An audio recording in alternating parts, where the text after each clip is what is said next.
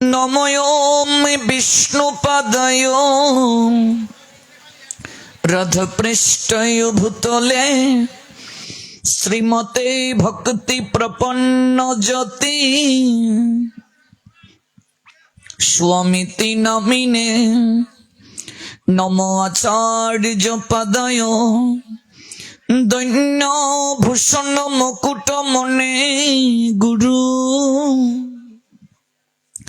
করুণামূর্তয়ে ক্ষমা ধৈর্য শিরোমণে নমোম শ্রীমতে ভক্তি কুসুম শ্রমণায় বৈ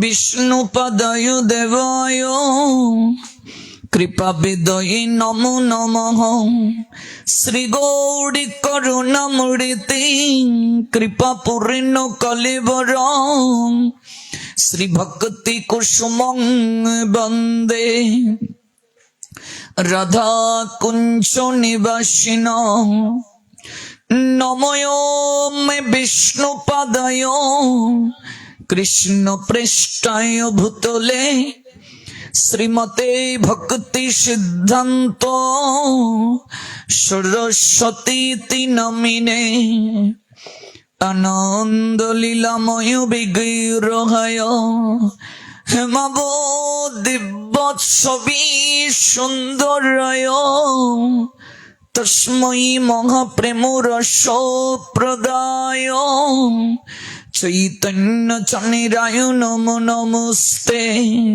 নিত্যানন্দ নমস্তুভ্যং প্রেমানন্দ প্রদায়িনে কলৌ কলমশনাশায় জন্মবাপতয়ে নমঃ নমো নলিন নেত্রায় বেণুবাদ্য বিনোদিনে রাধাধর সুদাপান সলিনে বনমালিনে তপ্ত কাঞ্চন গৌরাঙ্গী রাধে বৃন্দাবনেশ্বরী বৃষভানু সুতে দেবী প্রণমামি হরিপ্রিয়ে মহাপ্রসাদ জননী সর্ব সৌভাগ্য বর্ধিনী আদি ব্যাধি হরণী তুলসী ত্বং নমোস্তুতে শ্রীরূপী শ্রী সনাতন ভট্ট রঘুনাথ শ্রীজীব গোপাল ভট্ট দাসী রঘুনাথ এই ছয়ে গোসারি করি চরণ বন্দন যাহা হতে বিঘ্ন নাশ অভীষ্ট পূরণ এই ছয়ে গোসাই যার মুই তার দাস তসবারু পদুরেণু মোর পঞ্চগ্রাস তাদের চরণ সেবী ভক্ত শনিবাস জনমে জনমে মোরে অভিলাষ এই ছয়ে গোসাই প্রভু মোরে করু দয়া চরণে শরণ নীলম দাও পদ ছায়া এই ছয়ে গোসাই যাবে ব্রজে কইলা বাস রাধা কৃষ্ণের নিত্য লীলা করিলা প্রকাশ মনের আনন্দে বল হরি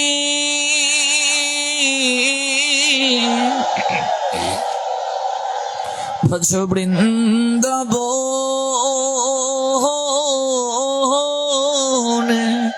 শ্রী গুরু বৈষ্ণব পদে মজাইয়া মন শ্রী গুরু বৈষ্ণব পদ পদ্ম করিয়া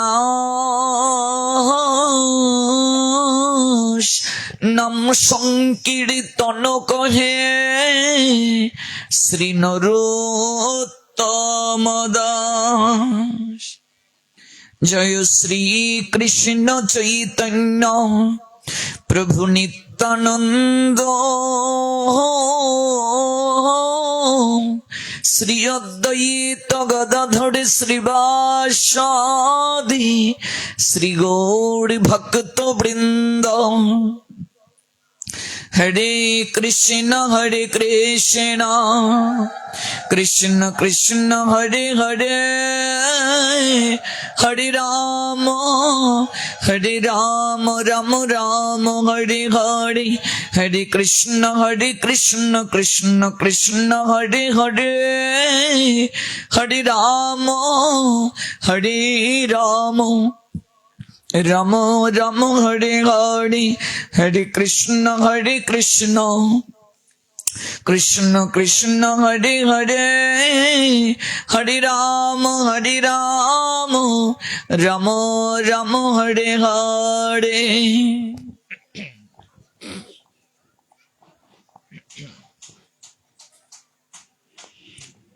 কলিযুগ পাবন অবতারী পরম প্রেমময় প্রেম পুরুষোত্তম পরমেশ্বর ভগবান শ্রীকৃষ্ণ চৈতন্য মহাপ্রভু এবং তার সাংস প্রকাশ পরম দয়াল শ্রীমন নিত্যানন্দ প্রভুর অশেষ বিশেষ কৃপায় সপ্তদিবস ব্যাপী অপ্রাকৃত গৌর গোবিন্দের তত্ত্ব সুধামৃত আস্বাদন করার কিঞ্চনে যে যজ্ঞ অনুষ্ঠান চলছে, সেই অনুষ্ঠানের ধারাবাহিকতায় আজ আমরা ষষ্ঠ রজনীতে উপবেশন করেছি বাংলাদেশের কিশোরগঞ্জ জেলা কটিয়াদি উপজেলা স্থিত পূর্বপাড়া ত্রিরত্ন মন্দির প্রাঙ্গণে। সময় নদীর স্রোত কারো জন্য অপেক্ষা করে না। বিরোহীর ঝরে পড়া আকির নীরের মূল্য তার কাছে অর্থহীন। দেখতে দেখতেই আমরা ষষ্ঠ রজনীতে পদার্পণ করেছি। আপনাদের ভগবানের কথা শ্রবণে হৃদয়ে তীব্র লালসা আছে। অসংখ্য ভক্তবৃন্দের উপস্থিতি তার প্রকৃষ্ট প্রমাণ। যেটুকু সময় শ্রবণ করবেন, এই শ্রবণ যেন কায় মনোবাক্যে হয়, এই বিনম্র নিবেদন জানিয়ে বহু দূর দূরান্ত থেকে যারা এসেছেন আজ এই অপ্রাকৃত কথামৃত শ্রবণ করতে, আপনাদের প্রত্যেকেরই রাতুল আতুল চরণে আমি অভাজন বৈষ্ণব জ্ঞানে ভক্তিপূর্ণ প্রণাম নিবেদন করছি। কৃতজ্ঞতা নিবেদন করছি আয়োজনকারী ভক্তবৃন্দের প্রতি, যারা আমাদেরকে এই যজ্ঞ অনুষ্ঠান উপহার প্রদান করেছেন। তারা জয়যুক্ত হন, তাদের এই প্রয়াস উত্তরোত্তর শ্রীবৃদ্ধি প্রাপ্ত হোক। ধাপে ধাপে উন্নতির সিঁড়ি বেয়ে জীবনে নতুন নতুন সফলতা বয়ে আনুন তারা। দেশ জাতি তথা সমাজ সমৃদ্ধ হোক তাদের এই কর্ম তৎপরতায়। আমরা গতকাল যে স্থলে ভগবানের কথার বিশ্রাম টেনেছিলাম,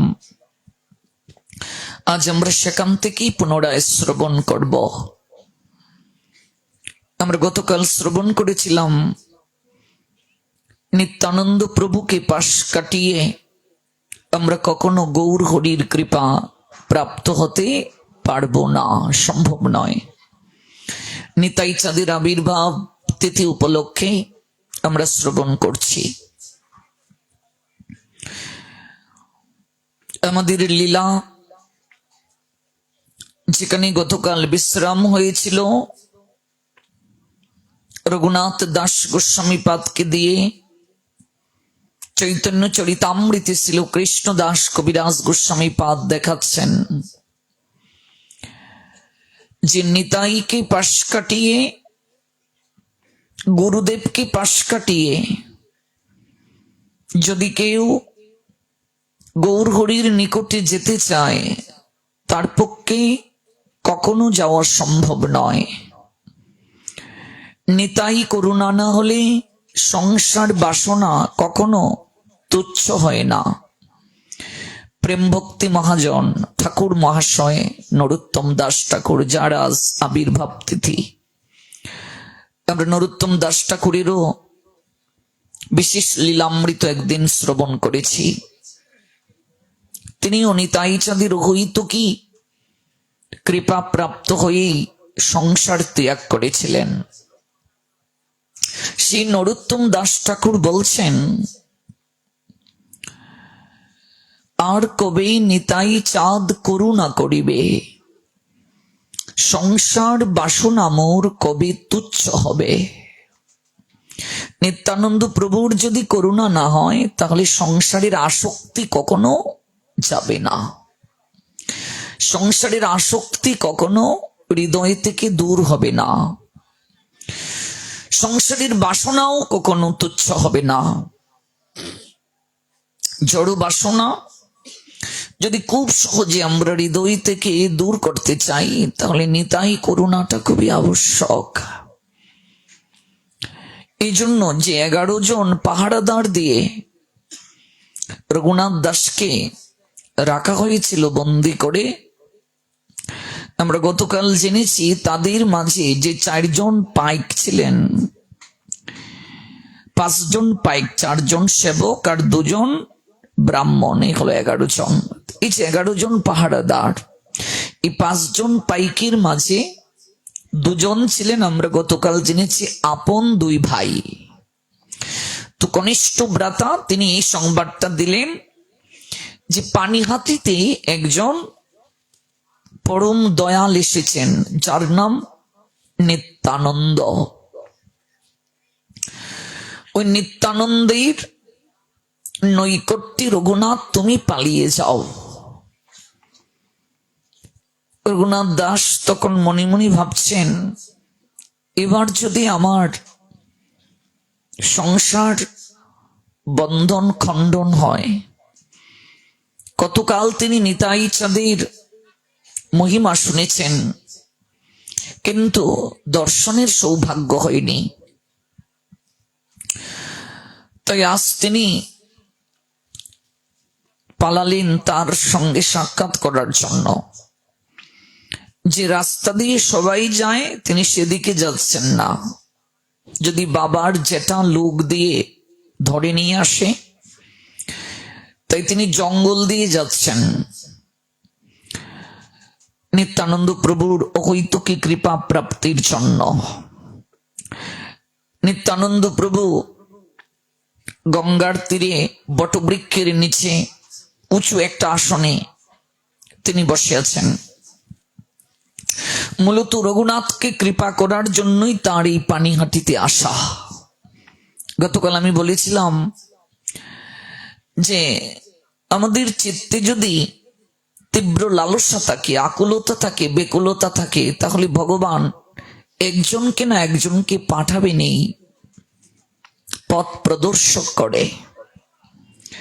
আমাদেরকে পথটা দেখিয়ে দেওয়ার জন্য কাউকে না কাউকে ভগবান পাঠাবেন। যার কারণে গৌরহরি নিতাই চাঁদকে পাঠিয়েছেন রঘুনাথকে কৃপা করে মার্গ প্রদর্শন করাতে। রঘুনাথ সারা রাত জমিদারের সন্তান, অথচ নগ্ন পদে তিনি দৌড়াচ্ছেন। কত কাটা, কত কণ্ঠর তার চরণে বিদ্ধ হলো, কত রুধিরের ধারা বইছে, কিন্তু হৃদয়ে যার লালসা গৌর প্রেম প্রাপ্তির, তাকে কি আর এই প্রতিবন্ধকতা আটকাতে পারে গো? ভোরবেলা রঘুনাথ দাস ওই ভাগীরথীর তীরে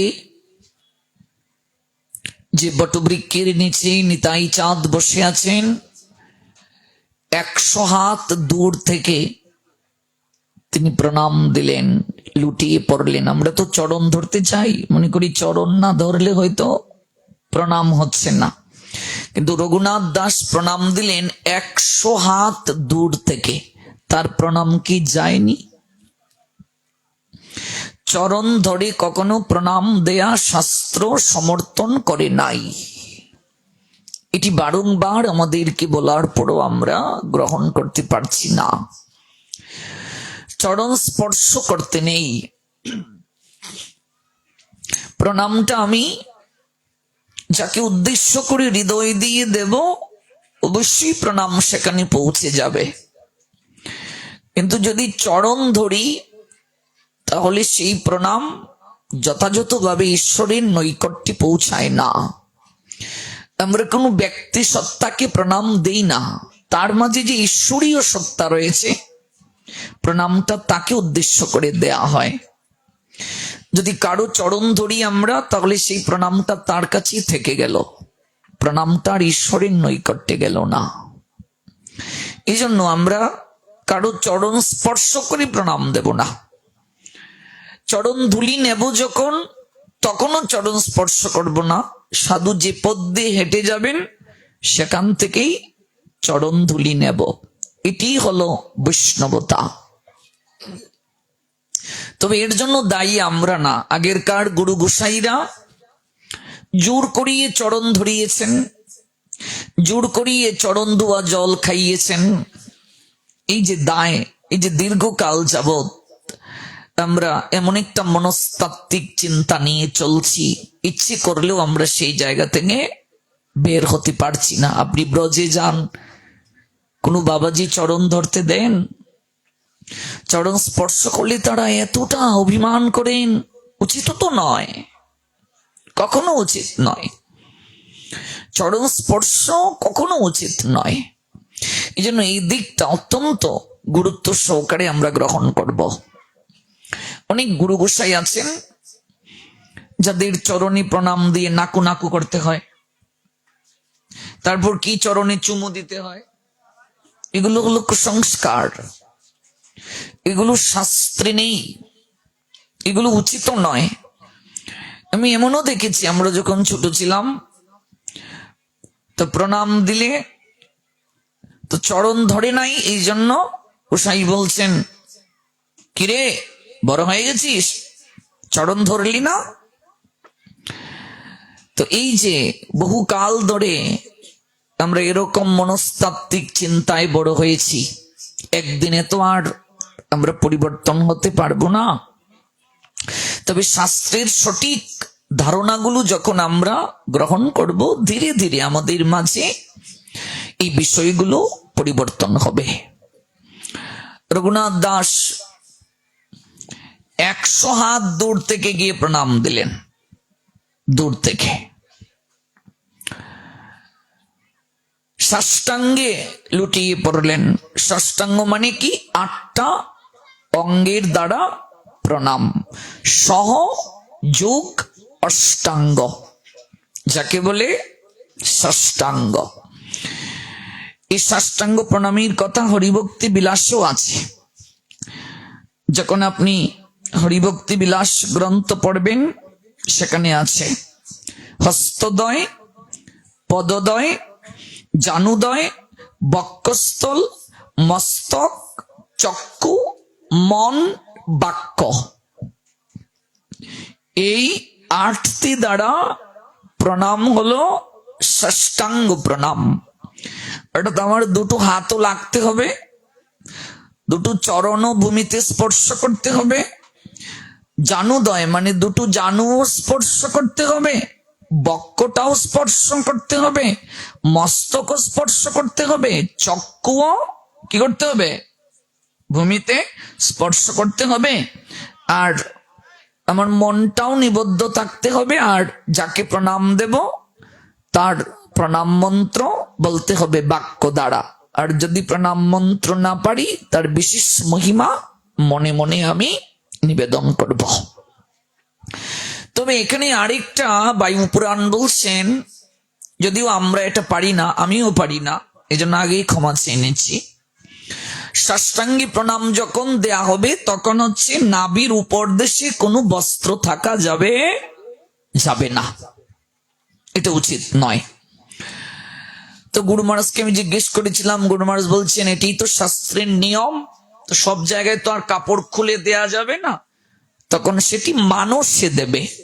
অর্থাৎ আমাদের ভজনের তো বিভিন্ন প্রক্রিয়া আছে, এই জড় দেহ দ্বারা কিন্তু ভজন হয় না। গুরুদেব যে দীক্ষা খেলে আমাদের একটা চিন্ময় দেহ দান করেন, এটা দ্বারাই তো ভজন। তো মনে মনে চিন্তন করবে। এখন সব জায়গায় কি আর কাপড় খুলে প্রণাম দেয়া যাবে? তো মানুষই প্রণামটা আমরা দেব। আর যেখানে পরিবেশ আছে সাষ্টাঙ্গে প্রণামের সময়, এটা কিন্তু মায়েদের ক্ষেত্রে নয়, বাবাজিদের ক্ষেত্রে, তখন নাভির উপর দেশে কোনো বস্ত্র থাকবে না। তো সবসময় এই পরিবেশটা নেই, এই জন্য যদি সাষ্টাঙ্গেও দেয়া হয় তাহলে এই ক্ষেত্রে মানুষে দিতে হবে। আর যেখানে পরিবেশ আছে সেখানে গায়ে কোনো বস্ত্র থাকবে না সাষ্টাঙ্গে প্রণামের ক্ষেত্রে। সহযোগ অষ্টাঙ্গ, এটিকে বলে সাষ্টাঙ্গ। তিনি সাষ্টাঙ্গে প্রণাম দিলেন। আর মায়েরা প্রণাম দেবে পঞ্চাঙ্গে, জানুদয়, বাহুদয়, মস্তক, বাক্য, মন। জানু, বাহু, মস্তক, বাক্য, মন, এই হলো মায়েদের প্রণাম। কিন্তু এইভাবে প্রণাম কখনো দেয়া যাবে না, এটা আমি প্রায় অনুষ্ঠানেই বলি। কারণটা হলো যে চারিদিকে এক হাতে প্রণাম দেওয়ার প্রক্রিয়া চলছে। বিশেষ করে আমরা পাঠে দেখি, এই জায়গা থেকে বসে অনেকেই আসছেন, যাওয়ার সময় এমন করছেন, এমন করে চলে যাচ্ছে। কিংবা নিয়ম হলো প্রণাম দিয়ে বসতে হয়। ভাগবত পাঠে যখন আমি বসবো প্রণাম দিয়ে বসবো, এখান থেকে প্রণাম দিয়ে যাব, যে পাঠ শেষ হুরুরি কে কার আগে যাব না, একটু স্থির হয়ে প্রণাম দিয়ে যান, একটু স্থির হয়ে প্রণাম দিয়ে বসুন। যারা অসমর্থ, নিচে বসতে পারবেন না, অবশ্যই তারা ভাগবতকে প্রণাম দিয়ে ক্ষমা চেয়ে উঁচু আসনে বসুন, কিন্তু ভগবানকে পিছন দিয়ে বসবেন না। এদিকে জায়গা আছে, এদিকে জায়গা আছে, এদিকে বসুন, কিন্তু মন্দিরকে পিছন দিয়ে বসবেন না। আর প্রণাম দিয়ে বসুন। এখন আমি পড়ে এসেছি, যদি বিগ্রহের সামনে সবাইকে ঠেলে যাই প্রণাম দেওয়ার জন্য, তাহলেও তো অপরাধ হবে, কারণ অনেকের শ্রবণে আমি ব্যাঘাত ঘটাবো। তাহলে আমি যেখানে আছি এখানেই প্রণাম দিয়ে বসে পড়ব, কিন্তু প্রণাম দিয়ে বসতে হবে, যাওয়ার সময় প্রণাম দিয়ে যেতে হবে। আর কিছু যদি কেউ ভজন করতে নাও পারে, সাধু দর্শন মাত্রও যদি প্রণাম দেয়, তাহলেও তার বিশেষ কৃপা লাভ হবে। আপনি কিচ্ছু পারছেন না, কেবল প্রণাম দিচ্ছেন, 3 বেলা ভগবানকে প্রণাম, মন্দির দর্শন মাত্র প্রণাম, সাধু দর্শন মাত্র প্রণাম, এই প্রণামের দ্বারা আপনার কৃপা লাভ হয়ে যাবে। যার প্রকৃষ্ট প্রমাণ মার্কেন্ডয় ঋষি, যিনি চণ্ডী লিখলেন। এই যে আমরা দুর্গাপূজায় চণ্ডী পাঠ করি, এই চণ্ডীটা এসেছে কোথা থেকে? মার্কেন্ডয় পুরাণ থেকে। এই মার্কেন্ডয় যখন জন্ম নিলেন, জ্যোতিষ শাস্ত্র বিচার করা হলো, তার কুষ্টি দেখলেন, গুরুদেব দেখছেন তার আয়ু নাই, একেবারে আয়ু কম। মার্কেন্ডয়ের পিতা মার্কেন্ডয়কে জড়িয়ে ধরে বলছেন, পুত্র, আমি এমনই হতভাগা পিতা, তোমায় প্রাপ্ত হলাম, কিন্তু তোমার সঙ্গে বাৎসল্য প্রেম আমি দীর্ঘদিন আস্বাদন করতে পারবো না। জন্মদাতা পিতা নারে প্রারব্ধ খণ্ডাইতে। পিতা আমাদেরকে ভগবানের করুণায় জন্ম দেন, কিন্তু আমাদের কর্মফলকে দূর করতে পারবেন? আপনি সন্তান জন্ম দিয়েছেন, আপনি মা, সন্তানের কর্মফল খণ্ডাতে পারবেন?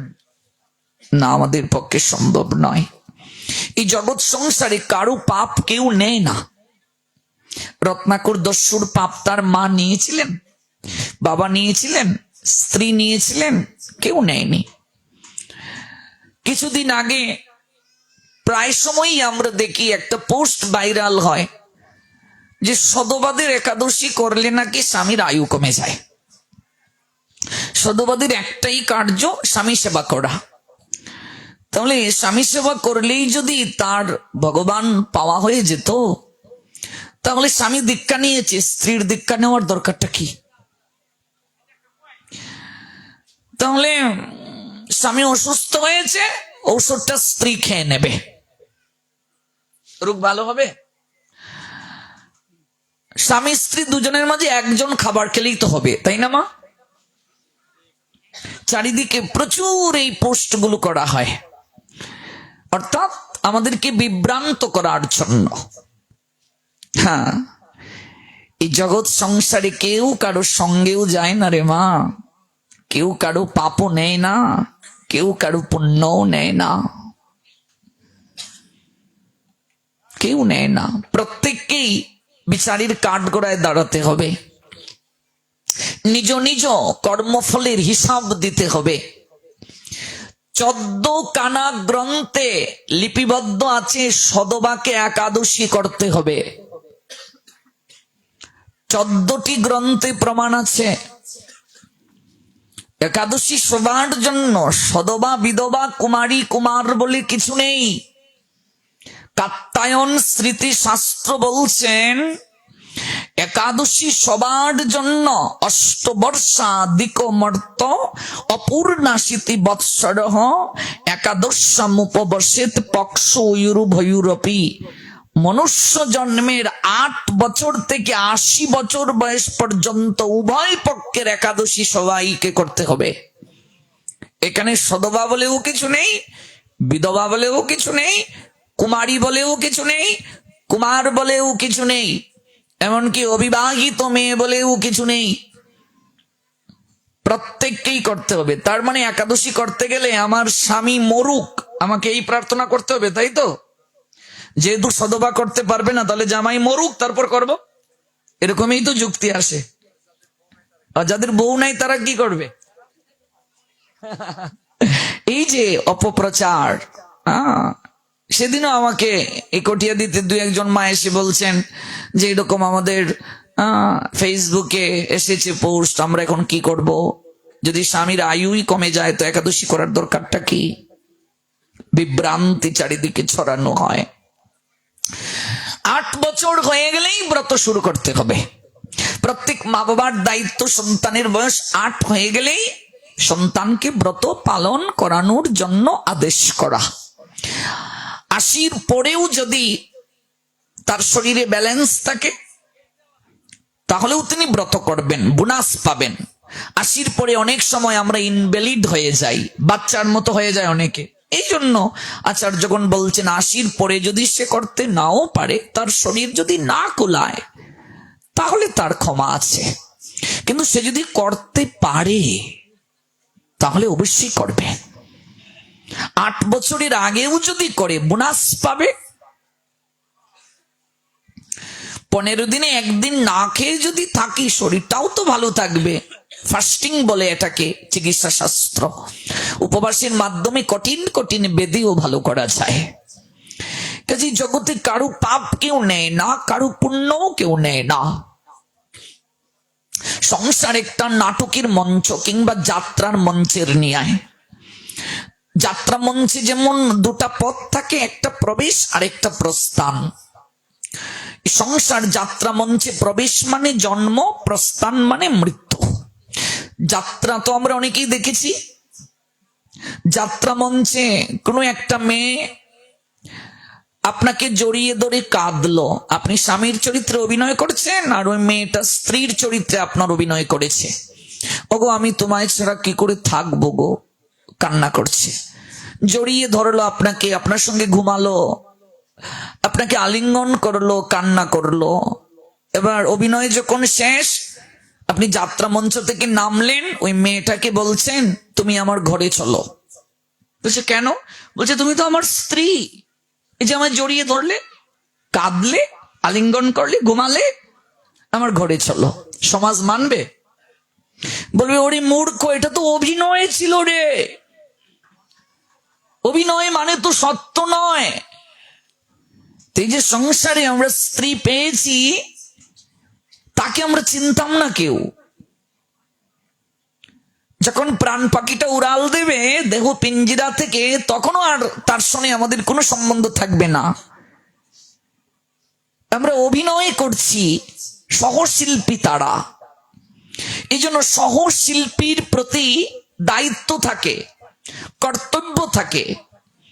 সহশিল্পীর প্রতি কখনো হৃদয়ের সর্বোত্তম প্রেমটা থাকে না। গৌর প্রেমানন্দে। সংসারে যত সদস্য আছে সবার প্রতি দায়িত্ব, কর্তব্য মিশ্রিত ভালোবাসা থাকবে, কিন্তু এই হৃদয়ের সর্বোত্তম প্রেমটা থাকবে প্রেমময় গোবিন্দের প্রতি, আর কারো প্রতি নয়। যদি আমরা প্রেমময় গোবিন্দকে না দিয়ে ওই প্রেমটা সংসার যাত্রা মঞ্চে অভিনয় করতে গিয়ে যার সঙ্গে আমার পরিচয় হলো তাকে যদি দিয়ে দেই, তাহলেই আমার যন্ত্রণার কারণ হবে, কষ্টের কারণ হবে, এবং নিম্নগতি প্রাপ্ত হতে হবে আমাকে। এই জন্য ভজনের ক্ষেত্রে জগতে কারো অনুমতির প্রয়োজন নেই। কৃষ্ণকে ভালোবাসবো, এই জন্য কারো আবার আদেশ নেওয়ার দরকার আছে নাকি? কৃষ্ণ ভজন করব, এই জন্য কোনো আদেশের প্রয়োজন আছে নাকি? একজন আমার কাছে কান্নাকাটি করে বলছে যে বাবা, আমাকে নিয়ে মিটিং বসেছে, আমার পাঠ শুনে তিনি পরিবর্তন হয়ে গেছেন, প্রসাদ পান, এখন কান্না করে আমায় কল দিয়ে বলছেন। আমি বললাম কেন মা, কেন মিটিং কেন? বলছি মিটিং হলো আমার দেবর বলছে ঘর থেকে তুমি বের হয়ে যাও। এবার শাশুড়ি আর আমার স্বামী দাঁড়িয়ে দাঁড়িয়ে দেখছে, প্রতিবাদ করেনি। এবার আমি তো দেবরের গলে মালা দিইনি, মালা দিয়েছি স্বামীর গলে, কিন্তু সে কাপুরুষ, সে কিচ্ছু বলেনি। বললাম কেন বলিনি? বলছে আমার অপরাধ, আমি কৃষ্ণকে ভালোবাসবো, পরিবারের শাশুড়ির অনুমতি কেন নেইনি। আচ্ছা, এটা অনুমতি নেওয়ার কি আছে গো? আমি কৃষ্ণ ভালোবাসবো, এটা আবার অনুমতি নেওয়া আছে যে আজ থেকে অনুমতি দাও আমি কৃষ্ণ ভালোবাসবো? ভাবুন, অনুভব করুন, অনুভব করুন। হ্যাঁ, সংসারে সকল কার্য, জড় জগতের কোনো কার্য করতে আদেশের প্রয়োজন আছে। আপনি কোনো অনুষ্ঠানে যাবেন, সামাজিক অনুষ্ঠানে আদেশের প্রয়োজন আছে, কিন্তু ভগবানকে ভালোবাসতে গেলে কারো আদেশের প্রয়োজন নেই। আপনি কোথাও যাবেন, স্বামীর আদেশের প্রয়োজন আছে, শ্বশুর শাশুড়ির আদেশের প্রয়োজন আছে। আপনি ধর্মীয় কোনো অনুষ্ঠানে যাবেন, সেখানেও স্বামীকে বলবেন, শ্বশুর শাশুড়িকে বলবেন। আপনি প্রসাদ পাবেন, স্বামীকে বলবেন, শ্বশুর শাশুড়িকে বলবেন। যদি অনুমতি দেয় ভালো, অনুমতি না দিলে আপনার পরপারের চিন্তা আপনাকেই করতে হবে। প্রহ্লাদ মহারাজ তার বাবার কথা মানেননি, আদেশ পালন করেননি, তাতে কি প্রহ্লাদের অপরাধ হয়েছিল? প্রহ্লাদ বলেছিলেন আমি তোমার পিতা, আমার আদেশ তোমাকে মানা উচিত। প্রহ্লাদ বলছেন হিরণ্যকশিপুকে, পিতাশ্রী তুমি আমার পিতা অবশ্যই, কিন্তু তোমার সঙ্গে আমার সম্বন্ধটা যতদিন আমার দেখে প্রাণ আছে ততদিন, কিন্তু হরি তো আমার জগৎ পিতা, তার সঙ্গে আমার ইহকাল পরকাল দুকালের সম্বন্ধ। জাগতিক কোনো কার্য করতে তোমার আদেশের প্রয়োজন আছে, কিন্তু হরি ভজন করতে তোমার আদেশের কোনো প্রয়োজন নাই। ভাগবতে আছে কি নেই? প্রহ্লাদকে কত চেষ্টা করা হয়েছিল হত্যা করার জন্য, সফল হয়েছিলেন? রাখে হরি মারে কে, মারে হরি রাখে কে। প্রহ্লাদ চরিত্র দিয়ে জগৎ জীবকে দেখালেন ভগবান প্রতিকূল পরিবেশে কেমন করে ভগবানকে ভজন করতে হয়, ভগবানকে সাধনা করতে হয়। এই জন্য সংসারে প্রত্যেক সদস্যের প্রতি আমার দায়িত্ব থাকবে, কর্তব্য থাকবে। ভালোবাসা থাকবে কিন্তু প্রেম থাকবে না। প্রেম থাকবে গোবিন্দের প্রতি। ভালোবাসার মাঝে কামনা আছে, প্রেমের মাঝে কামনা নাই। আজকে জগতে মানুষ যে বলছে আমি তার সঙ্গে প্রেম করি, এটা মিথ্যে কথা। জড় জগতে প্রেম নাই। ডাক্তার মহানামৃত ব্রহ্মচারী বলছেন প্রেমের ছায়া আছে জড় জগতে, প্রেমের ছায়া। যেমন আম গাছের একটা ছায়া পুকুরের স্বচ্ছ জলে পড়েছে, আম গাছের মাঝে আম ধরেছে। এবার পুকুরের জলের দিকে তাকিয়ে কোনো লোক যদি ওই জলের মাঝে ঝাঁপ দেয় আম পাড়ার জন্য, আমকে বৃন্তচ্যুত করার জন্য, তার অবস্থাটা কি হবে? জলে ডুবে মরবে কিনা? কারণ এটা সত্যিকারের কি নয়, আম গাছ নয়, আম নয়, কিন্তু আম গাছেরই তো ছায়া। তাহলে জড় জগতে প্রেম নাই, প্রেমের ছায়া আছে। ওই প্রেমের ছায়াকে বলে ভালোবাসা। চৈতন্য চরিতামৃত বললেন কৃষ্ণেন্দ্রিয় প্রীতিবাঞ্ছা তারে বলে প্রেম। প্রেম কাকে বলে? ধ্বংস হওয়ার বহুবিধ কারণ থাকা সত্ত্বেও যে আকর্ষণ, যে টান কখনো ধ্বংস হয় না, তাকে বলে প্রেম। আত্মেন্দ্রিয় প্রীতিবাঞ্ছা তারে বলে কাম, কৃষ্ণেন্দ্রিয় প্রীতিবাঞ্ছা ধরে প্রেম নাম। বর্তমানে প্রেমের বাজার বড় রমরমা। সে যে কেন এলো না, কিছু ভালো লাগে না, এবার আসুক তারে মজা দেখাবো। যেজন প্রেমের ভাব জানে না, কত গান, কিন্তু কোনো কিছুই প্রেম নয়, এগুলো হলো কাম।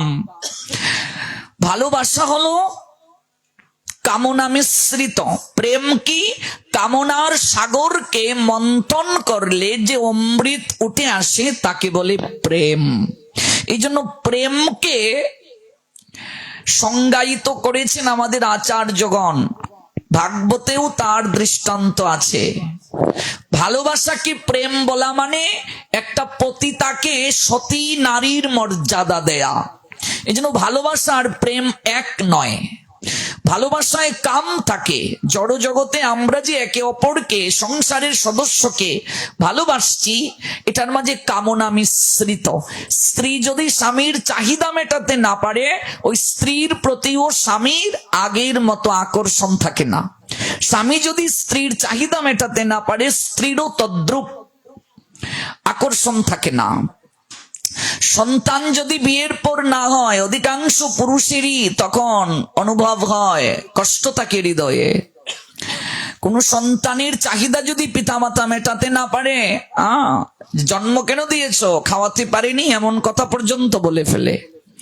যে স্ত্রীকে বলেছে তুমি ছাড়া আমার জীবন মরুভূমির ন্যায়, ওই স্ত্রীও যখন মারা যায় 1 বছর পরই তার হৃদয়ে আবার বিবাহ করার বাঁশির সুর বেজে উঠে। না আমি ভুল বলছি? তাহলে জড় জগতে আমরা যে আকর্ষণ দেখছি, এটি হলো কামনা মিশ্রিত ভালোবাসা। এটা প্রেম না। প্রেমের মাঝে কোনো কামনা থাকবে না। এই জন্য বলছেন ভালোবাসার সাগরকে মন্থন করলে যা উঠে আসে তা হলো প্রেম। তাহলে আমাদের হৃদয়ে কি প্রেম নেই? আছে। মনুষ্য জীবকে ভগবান প্রেম দিয়ে সৃজন করেছেন, প্রেম হৃদয়ে দিয়েই জগতে পাঠিয়েছেন। কিন্তু আমাদের এই প্রেমটা ওই কামনা বাসনার ময়লা দ্বারা একটু দূষিত হয়ে গেছে। তাই একটু ফিল্টারকরণ করতে হবে।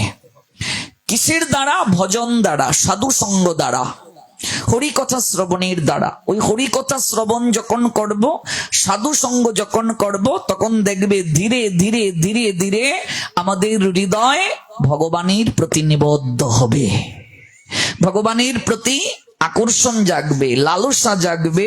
একটু একটু করে তখন আমার হরিনামে রুচি আসবে, প্রসাদ প্রাপ্তির আকাঙ্ক্ষা জাগবে, এই জড় জগৎ সম্বন্ধে বিতৃষ্ণা আসবে এবং কৃষ্ণের প্রতি তীব্র আকর্ষণ জাগবে, কৃষ্ণকে প্রাপ্তির লালসা জাগবে। কোন জলের মাঝে যদি ময়লা পড়ে জলটা দূষিত হয়ে যায়, তখন আমরা এই জলটাকে বিশুদ্ধ করি। বন্যায় যখন চারিদিকে জল দূষিত হয়ে যায়, তখন ফিটকিরি দিয়ে অনেক সময় জল বিশুদ্ধ করা হয়, হ্যালোজেন ট্যাবলেট দ্বারা বিশুদ্ধ করা হয়। আর এখন তো কত সুন্দর উন্নত প্রযুক্তি আছে জলকে বিশুদ্ধ করার জন্য।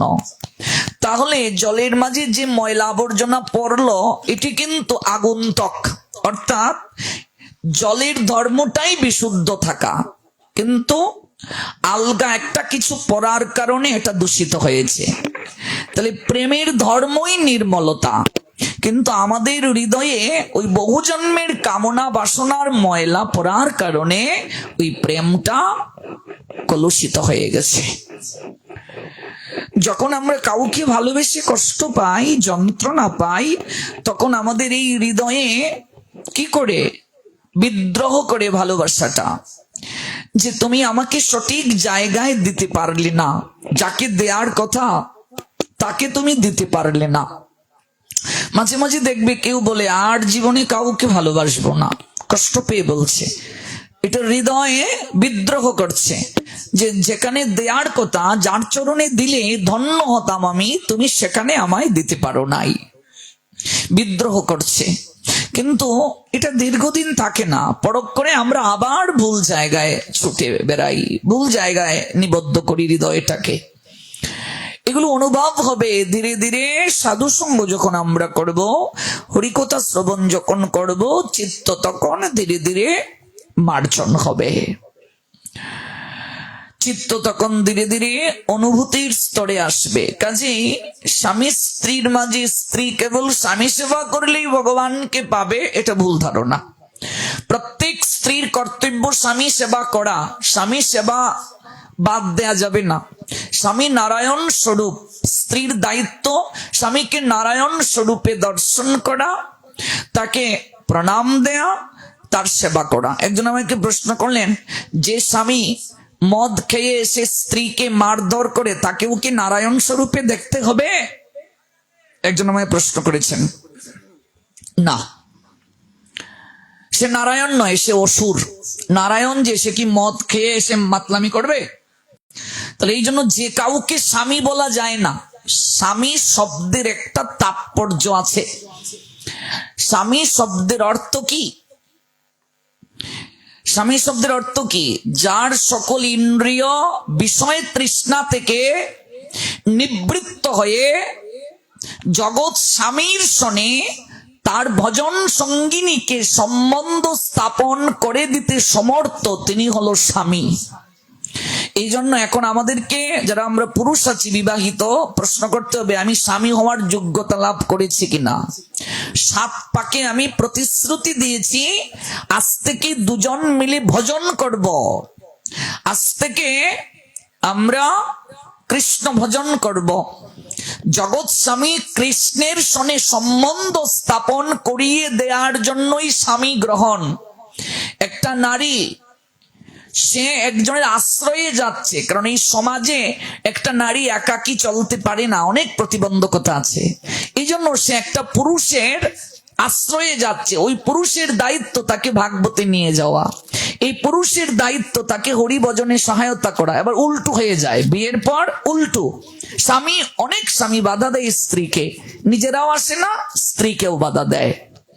তাহলে সে তো ওই যে 7 পাকে প্রতিজ্ঞা করে এলো, এটা সে ধরে রাখতে পারে নাই, প্রতিজ্ঞা ভঙ্গ করে ফেলেছে।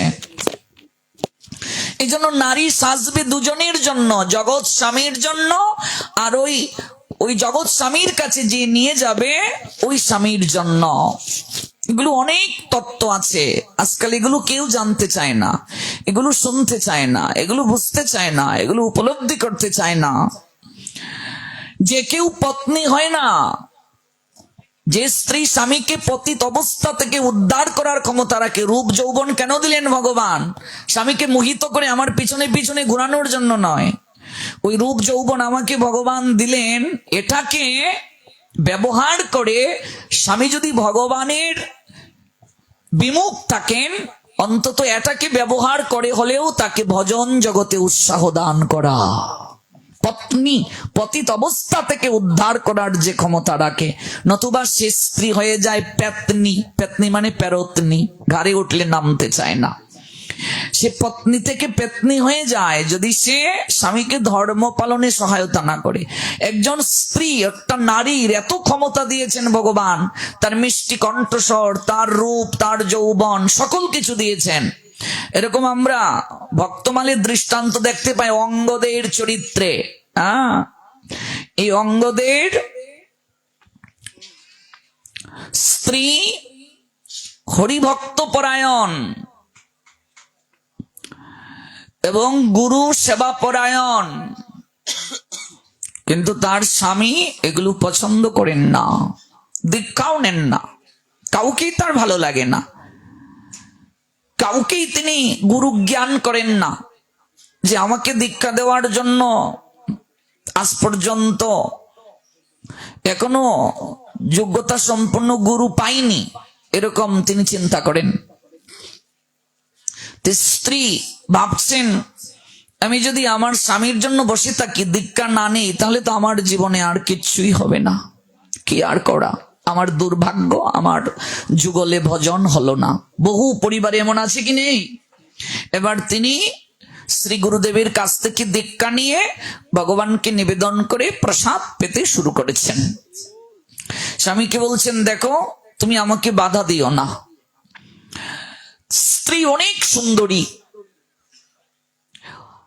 অঙ্গদ যদিও হরিভক্তি বিমুখ, কিন্তু স্ত্রীর প্রতি তার একটা বিশেষ দুর্বলতা আছে, অনেক ভালোবাসে তাকে, একদিন না দেখেই থাকতে পারে না। এবার একদিন সেই গৃহকর্ত্রী তার গুরুদেবকে নিমন্ত্রণ করলেন গৃহে, একটু গুরু পূজা করবেন। তো গুরুদেব এলেন, কিন্তু অঙ্গদ এমন ক্রোধান্বিত হয়ে গেল যে তুমি আমার পরিবারে থেকে তুমি আমার মতের বিরুদ্ধ আচরণ করে তুমি তোমার গুরুদেবকে গৃহে নিয়ে এসেছ। এমন অপমান করলেন গুরুদেবকে এবং বলছেন আপনার যদি বিন্দু মাত্র সম্মানবোধ থাকে আপনি এই মুহূর্তে গৃহ ত্যাগ করবেন। চিন্তা করা যায়? গুরুদেব যথার্থ যিনি সাধু, মানে অপমানে সমভাবাপন্ন কিনা মা? দ্বাদশ অধ্যায় আছে কি নেই? শত্রু মিত্রে সমভাবাপন্ন, মান অপমানে সমভাবাপন্ন, তিনি প্রকৃত সাধু। শিষ্যার মস্তকে হাত দিয়ে বলছেন মারে কষ্ট পাস নে, ও বুঝেনি আমি তার অপরাধ নেইনি, ধৈর্য হারাবে না, একদিন না একদিন হবে, লেগে থাক মা, আমি চলে যাচ্ছি, তুই কষ্ট পাবি না। কিন্তু গৃহকর্ত্রী খুব কষ্ট পেলেন, তিনি দরজা লাগিয়ে বললেন আমি জল অন্ন ত্যাগ করলাম, যতদিন পর্যন্ত আমার মৃত্যু না হবে ততদিন পর্যন্ত আমি আর দরজা খুলব না। তুমি আজ যে কার্যটা করেছো আমার সকল ধৈর্যের বাঁধ ভেঙে গেছে। তুমি গুরুদেবকে গৃহ থেকে অপমান করে তাড়িয়ে দিয়েছ, এই গৃহে তো আর লক্ষ্মীও থাকবে না, কোনো কিছুই থাকবে না, আমি আর কোনোদিন তোমার মুখ দর্শন করব না। আমি এই দরজা লাগালাম, জল অন্ন ত্যাগ করলাম, আমি প্রাণ ত্যাগ করব, তোমার সঙ্গে সংসার করা আর সম্ভব নয় আমার পক্ষে। এবার অঙ্গদেশে দরজার সামনে বলছেন দেখো আমি গুরু বৈষ্ণব ভালোবাসি না, ভগবান ভালোবাসি না, তা ঠিক, কিন্তু তোমাকে তো আমি ভালোবাসি, এটা তো তুমি অস্বীকার করতে পারবে না। তোমার প্রতি তো আমার কর্তব্য ঠিক আছে, তোমাকে তো ভালোবাসি, তুমি যদি এরকম দরজা বন্ধ করে প্রাণ ত্যাগ করো আমি বাঁচবো কি করে? স্ত্রী মনে মনে ভাবছে এই একটা কৌশল পেলাম, এই একটা কৌশল পেয়েছি, এই দুর্বলতাটাকে যদি কাজে লাগাতে পারি তাহলে একটা কিছু করা সম্ভব। বলছে দেখো তুমি আমায় ভালোবাসো, তাহলে তুমি যদি গুরুদেবের কাছে গিয়ে চরণ ধরে ক্ষমা চেয়ে তার কাছ থেকে তুমি দীক্ষা গ্রহণ করো এবং আজ থেকে অকাদ্য ত্যাগ করে তুমি আমার সঙ্গে প্রসাদ পাবে প্রতিজ্ঞা করো, তাহলে আমি দরজা খুলতে পারি, নাহলে আমি আর দরজা খুলবো না, আমি এখানে জল ত্যাগ করলাম, অন্ন ত্যাগ করলাম, আমি এখানে মরব। আমি মরব। মন থেকেই বলছেন তিনি, কারণ এত বড় একটা অপমানজনক কার্য হয়ে গেছে, সাধুচরণে অপরাধ।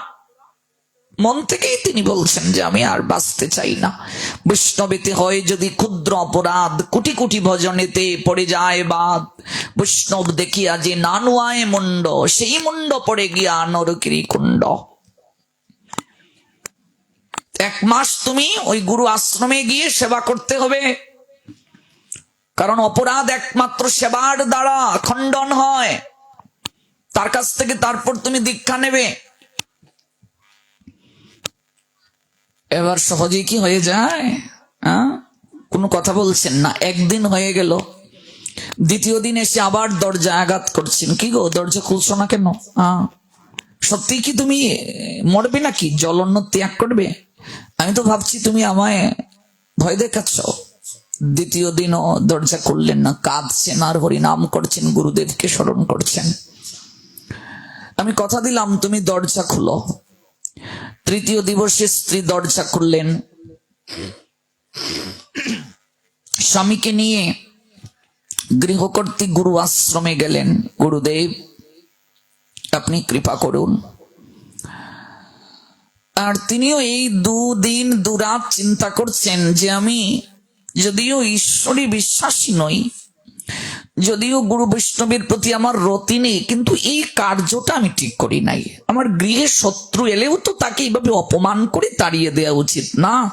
আরেকজন গুরুদেব এসেছেন আর আমি তাকে অপমান করে তাড়িয়ে দিয়েছি, এটা আমি ঠিক করিনি। অনুশোচনায় ভুগছেন তিনি যে এটা আমার ঠিক হয়নি। হ্যাঁ, আমি আমার স্ত্রীকে বাধা দিই, কিন্তু আজকে যে কার্যটা করেছি এটা আমার উচিত হয় নাই। এটা তো অন্তত করা উচিত না। সাধু এসেছেন গৃহে, তাকে অপমান করে কি তাড়ানো যায়? এটা তিনি অনুশোচনায় ভুগছিলেন। গুরুচরণে গিয়ে পড়লেন, ভুলুণ্ঠিত হলেন। 1 মাস সেখানে সেবা করলেন। সাধু কৃপায় কিনা হয় গো, সাধু দর্শনে যায় মনের ময়লা, পরশে হয় প্রেম তরঙ্গ।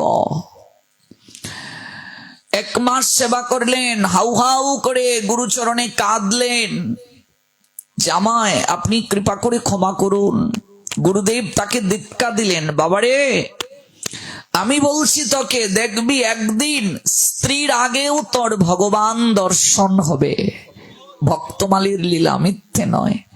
এই অঙ্গদ জানেন পরবর্তীতে ভগবান দর্শন করেছিলেন। এর পশ্চাতে তার স্ত্রীর সবচেয়ে বড় অবদান। এই অঙ্গদ পরবর্তীতে তার স্ত্রীকে বৈষ্ণবী জ্ঞানে প্রণাম দিয়েছিলেন। যেদিন তার ভগবান দর্শন হয়েছিল সেদিন তিনি সর্বপ্রথম তার স্ত্রীর প্রতি মানসে একটা প্রণাম দিয়েছিলেন যে আজকে আমার এই দুরাচারী আচরণ পরিবর্তনের পশ্চাতে তুমি হলে আমার শিক্ষাগুরু।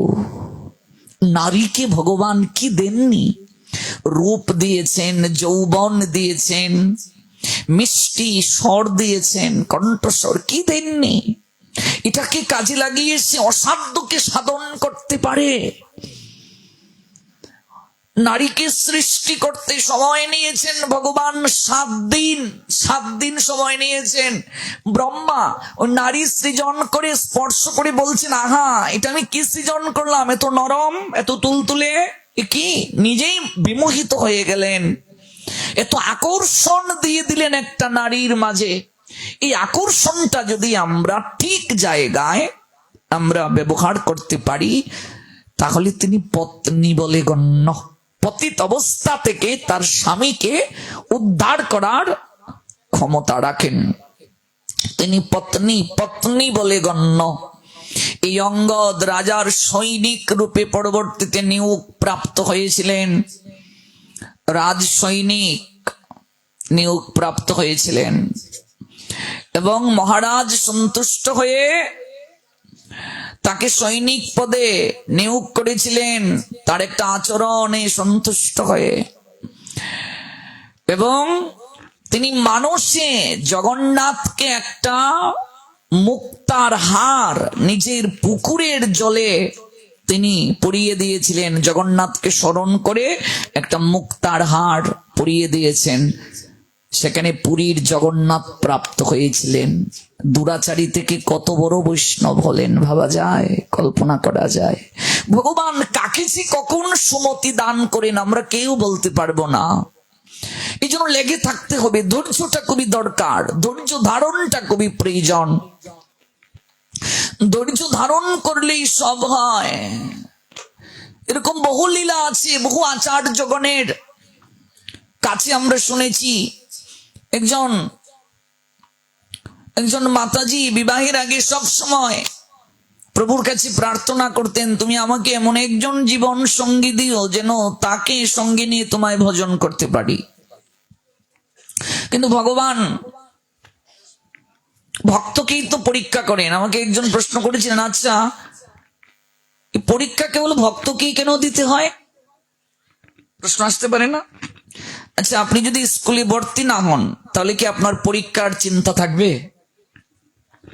যে স্কুলে ভর্তি হয়নি তার পরীক্ষার টেনশন আছে।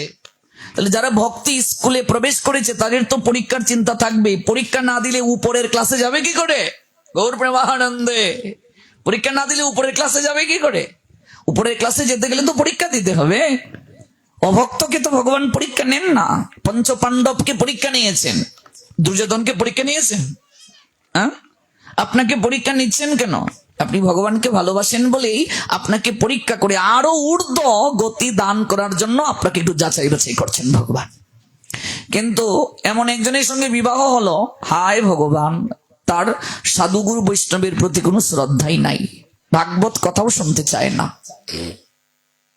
এমন কান্না করলেন, তোমাকে আমি বিবাহের আগে প্রার্থনা করলাম আর তুমি আমাকে এমন পরীক্ষায় ফেললে। এমন একজনের সঙ্গে বিয়ে হলো, চৌর্য বৃত্তির স্বভাব আছে, চুরি করে। এবার ভাগবত পাঠে বহুদিন যাওয়ার কথা বলছেন, সে কি আর রুচি আছে? একদিন তার স্ত্রী শুয়ে শুয়ে বলছে, ওগো আচ্ছা তুমি তো অনেক জায়গাতেই চুরি করে যাও, আমি চুরের বউ, আমার এমনও একটা উপাধি পেতে হবে আমি জীবনে ভাবিনি। আচ্ছা অন্তত আজকে ভাগবত পাঠে চলো, সেখানেও তুমি জুতা চুরি করতে পারবে। তাই তো হয়। দেখবে আমরা অনেকেই বসি এই জায়গায়, কিন্তু মন তাকে জুতাগুলো কেউ নিয়ে গেল না, তো জুতার টেনশনটা থাকে। তো ভাগবত পাঠে নিয়ে গেল, ওর তো ইচ্ছা হচ্ছে কয়েক জোড়া জুতো চুরি করে নিয়ে যাবে, কিন্তু বলছে আচ্ছা চুরি তো করবে, আগে একটু শুনো, ইশারায় বোঝাচ্ছে। এবার যিনি পাঠ করছেন তিনি ভগবানের রূপ এবং গুণাবলী বর্ণনা করছেন, ভাগবত থেকে রূপের বর্ণনা করছেন। এবং রূপের বর্ণনা করতে গিয়ে নন্দের নন্দন কৃষ্ণ, তার চরণে সোনার নুপুর আছে, কোমরে বিছা আছে, হাতে স্বর্ণের খারু আছে, এরকম সব বর্ণনা করছেন। বলছি এই কি, আমি এই মাত্র কয়েক টাকার জুতো চুরি করব? যদি ওই নন্দের নন্দনকে ডাকাতি করতে পারি তাহলে তো আমার আর জীবনে চুরি করা লাগবে না। হ্যাঁ আচ্ছা, ও থাকে কোথায় একটু ভালো করে বুঝি, সরল, বুঝলে তো? আরে এত এত কিছু আছে, ওর বাড়িটা কোথায় এটা বল। মনে মনে বলছে, এই পাঠক ঠাকুরকে মনে মনে বলছে এইটা বল কোথায় থাকে। বৃন্দাবনে থাকে। তো বলছে তাহলে ঠিক আছে, নন্দের নন্দনকে যদি ওকে যদি একটু ডাকাতি করে নিতে পারি তাহলে আর আমার জীবনে আর চুরি করার দরকার নাই। স্ত্রীর কথায় আসছিলাম, ওই জুতো চুরি করতে ভালোই হলো, একটা ডাকাতির সন্ধান পেলাম। এত স্বর্ণ, আর বর্তমানে মারে মা যে স্বর্ণের বড়ির দাম, ওরে বাপ রে বাপ, দিন থেকে দিন বাড়ছে বাড়ছে বাড়ছে। কেমন শুধু বাড়ছে। এরপরে স্বর্ণ কিনা থেকে মানুষ বঞ্চিত হচ্ছে না। যাই হোক, ভাগবত পাঠে কীর্তনে আবার স্বর্ণ পড়ে যেও না, কারণ এখানে ভক্তের শনি কলির দূষণও তো আসে। অনেকেই ওই যে গিয়েছিল না একজন জুতা চুরি করার ইচ্ছে, ওই আমার ওসমানীনগর উপজেলা সিলেটে, পাঠে এত ভক্ত হয়েছে, একটু অনেক আপনাদের আশীর্বাদে প্রায় সব জায়গাতেই ভক্তের একটু স্রোত হয়, জনস্রোত। এবারে এক মায়ের কানের দুল টান মেরে নিয়ে গেছে। এসে বলতেছে একটু মাইকিং করুন, আমার কানের দুল নিয়ে গেছে। আমি বললাম কি কয় কান পাশা? আমি বলতে কান পাশাটা খুলে আসতে পারলেন না? হ্যাঁ, ভাগবত পাঠে। হ্যাঁ, তো নিয়ে গেছে। এই তো আমাদের এই কলমাকান্দায় মাসি প্রোগ্রাম দিয়েছে, ওই মাসির প্রোগ্রামেই সেন্ট টান মেরে দিয়েছে, কিন্তু ভাগ্যিস ভালো টান মেরে যখন দিয়েছে সেন্টটা এইদিকে ঢুকে গেছে মাতাজির, তার নিতে পারেনি। তো এরপরের দিন আনন্দবাজারে আরেক মায়ের সেন্ট যখন টান দিয়েছে ধরে ফেলেছে। ও হা হা হা, পরে কি হলো উত্তম মধ্যম। তো এই জন্য সাবধান, এই যে কীর্তনে ভাগবত পাঠে এগুলো একটু খুলে আসবেন,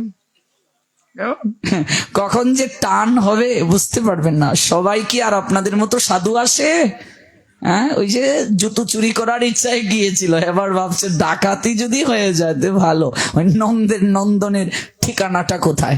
রাত্রে এসে ঘুমিয়ে ঘুমিয়ে বলছে, এই শোনো, আমি তো শুনলাম বৃন্দাবন সত্যি কি? বলছে হ্যাঁ। বলছে কেন? বলছে তুমি আমাকে যা দেখিয়েছো লুপ, তার থেকে আমি বড়টা পেয়ে গেছি। বলছে কি? দেখো না, হাতে খাড়ু এইখানে আছে, এখানে আছে, হ্যাঁ সব শোনা। একবার যদি ওটাকে ধরতে পারি আমার আর লাগবে না। বলছে আগে তো চুরের বউ, এখন কি ডাকাতের বউ, এইটাও আমাকে শুনতে হবে। ছুটলো বৃন্দাবনের অভিমুখে। থাকে কোথায় শুনলো? পাঠক ঠাকুরের কাছে যমুনার তীরে ওই কদম্ব গাছের ডালে বসে ও বেটা বাঁশি বাজায়। বলছে তাহলে ওইখানেই গাছের নিচেই গিয়ে বসি, ওই জায়গাতেই যখন উঠবে গাছের ডালে, আর ওই সময় তোকে ধরবো। আচ্ছা, এমনও সরল হয়? চুর কি এত সরল হয় ভাবুন। কিন্তু কখন যে ভগবান কাকে কোন প্রক্রিয়ায় কৃপা করবেন আমরা কেউ সেটা জানি না। তাই হলো মা সারা রাত তিনি অপেক্ষা করলেন কখন আসবে, আর একটাই চিন্তা, নন্দের নন্দন যার নাম কৃষ্ণ। এবার কৃষ্ণ কৃষ্ণ কৃষ্ণ, এই যে চিন্তা, কবে আসবে, কখন গাছের ডালে উঠবে, কখন উঠার সময় ধরবে তাকে, এই চিন্তন, বারবার চিন্তন। হ্যাঁ, রাবণে তো শত্রু ভেবে রামচন্দ্রের চিন্তা করেছিল। মরার আগে রাবণকে ভগবান রামচন্দ্র মহাপ্রকাশ লীলা দর্শন করিয়েছিলেন, দেখো আমি কে। রাবণ তখন কেঁদে কেঁদে বলেছিলেন, জীবনে আমি এমন কি সৎকর্ম সম্পাদন করেছিলাম যে কারণে আজ মৃত্যুকালে তোমারই অহৈতুকী রূপ আমি দর্শন করে যাচ্ছি। প্রভু বলেছিলেন, তুমি যেভাবে আমার কথা চিন্তা করেছো, আমার ভক্তরাও আমার কথা এমন চিন্তন করে না। তুমি ঘুমাতে গিয়েও চিন্তা করেছো রামকে কি করে মারবো, শয়ন করতে গিয়েও আমার চিন্তা রামকে কি করে মারবো। অহর্নিশি তুমি আমার চিন্তা করেছো, বন্ধু জ্ঞানে নয় শত্রু জ্ঞানে। বন্ধু বন্ধুকে কিছু সময়ের জন্য হলেও মনে স্মরণ না করতে পারে, কিন্তু শত্রুকে সবসময় মনে হয় কিনা? ফেসবুকে আপনি একটা ছবি ছাড়বেন, আপনার আগেই চিন্তা হবে কেউ কিছু বলবে না তো। আপনি একটা বলবেন পাশের বাড়ি ফুসকির মা, হ্যাঁ সবসময় আড়ি পেতে থাকে, আমি কি বলি, এই দেখ দেখ দেখ কেউ আছে কিনা, কথাটা যে কইতাম। তার মানে শত্রুকে সহজে কেউ ভুলতে পারে না। তুমি সতত আমার নাম স্মরণ করেছো, আমাকে চিন্তা করেছো।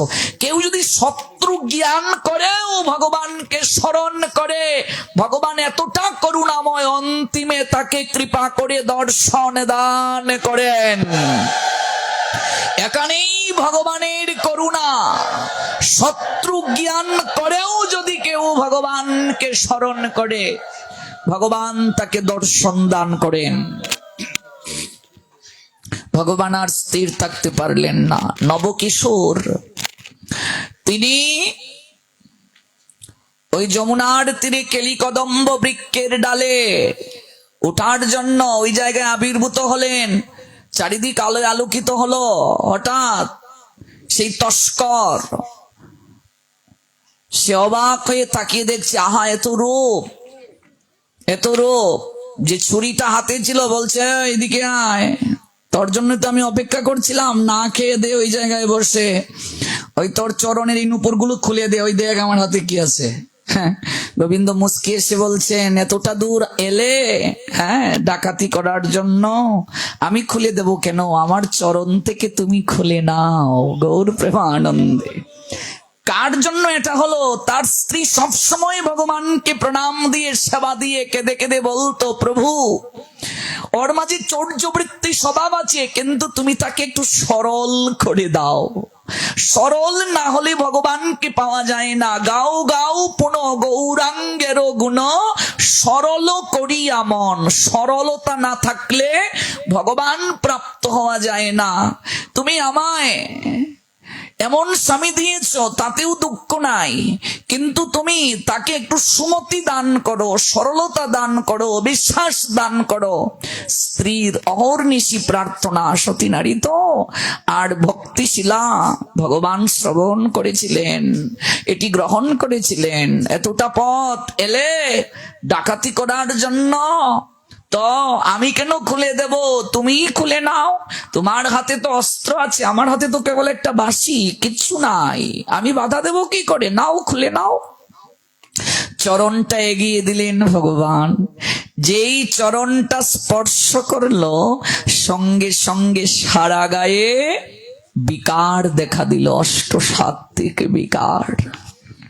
চরণ স্পর্শের সঙ্গে সঙ্গে, ওমা, কারেন্ট যদি কাউকে কি করে স্পৃষ্ট করে, বিদ্যুৎ স্পৃষ্ট যদি কেউ হয়, অবস্থাটা কেমন হয়? ঝাঁকুনি দেয় কিনা?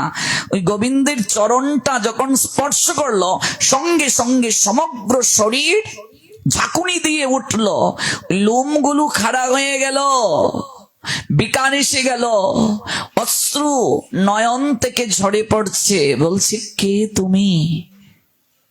আমার জীবনে আমি কত ডাকাতি করেছি, কত চুরি করেছি, কতজনকে আমি স্পর্শ করেছি, এমন তো কখনো মনে হয়নি। তুমি কে গো? কে তুমি? তুমি কে? আমার সমগ্র সত্তা আজ আনন্দে ভরে গেল। আজ আমার মনে হচ্ছে দুটো বাহু তুলে আমি একটু নৃত্য করি। কেন আমার এমন হচ্ছে? তুমি কে? কে তুমি? জনমের তরে অহৈতুকী কৃপা প্রাপ্ত হয়ে সংসার ভুলে গেল। এই তো কৃপা গো। একজন সহধর্মিনী কি করতে পারে জীবনে? একটা নারী কি করতে পারে গো? একটা নারীর মাঝে কত যোগ্যতা দিয়েছেন ভগবান, কিন্তু আমরা আমাদেরকে রান্নাঘর পর্যন্ত রেখে দিয়েছি। আমাদের মাঝে যে অপরিমেয় শক্তি দিয়েছেন ভগবান, আমরাও যে দশভুজা, একটা নারী, প্রত্যেকটা নারী যে দশভুজা, এটা ভুলে গেছে সে যে কালী, সেই যে দুর্গা, অধিকার আদায়ে সেই দুর্গা, সেই কালী, সেই রূপে গুণে লক্ষ্মী সরস্বতী, এটা ভুলে গেছে। ভালোবাসা দ্বারা সব জয় করা যায় রে মা, প্রীতি দ্বারা সব জয় করা যায়। এই জন্য এই শক্তিটাকে প্রয়োগ করো।